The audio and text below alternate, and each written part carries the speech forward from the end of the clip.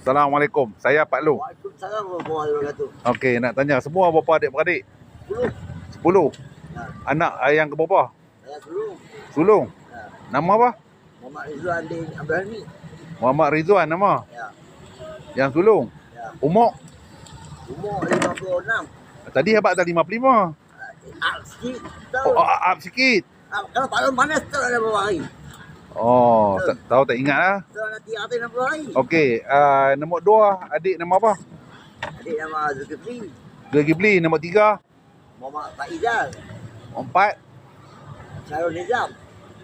nombor 5, Siti Syarul Nizam. Siti Fadilah. nombor 6, Mahathir. 7, Siti Zaliha. 8, Muhammad Tamizi. Mak Tamizi. Ya. Nombor 9, Siti Nur Azilah. 10. Nur Azrina. Semua masih ada lagi. Ada oi. Mak ada sikit juga. Mak dengan ayah ada lagi. Mak ayah wallahu alam. Dan saya tak tahu balik rumah. Omah duduk kampung tang mana? Kamu menang cekok om. Benan Ceruk. Ha. Oh. Dulu kan? Ha. Dulu dah buat kerja apa? Macam kilang ni. Kerja kilang mana? Kilang di Prai. Di Perai. Ha. Oh. Dulu masa kerja di kilang lu okey. Okey. Cuma tua duduk sana kan. Bila dia terputih benda yang terdapat di dalam kitab Al-Quran tu dan Ibadah tu. Oh tu. Benda tu dia tulis dalam tu. Rocky 15 lah, Abdul lah. Bawa tu ada kodin ni yang syok tadi baca dia tulis kodin kan. Tak mau dah. Kira ni dalam Al-Quran kan pandai baca surah apa?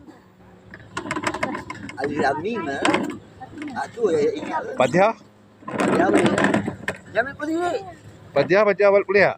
Tu saya semalam je baru tu. Fatihah pandai baca tak? Fatihah. Baca nak dengar.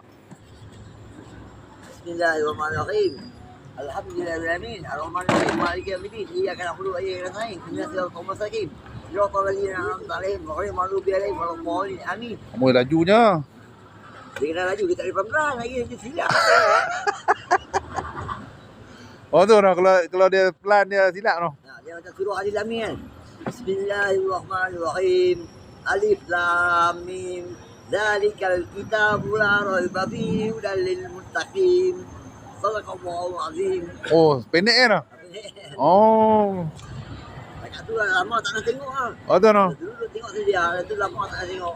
Kalau kata bisa kahwin ada anak? Anak seorang. Hah? Anak seorang. Anak seorang? Anak seorang. Anak dua mana dah ni?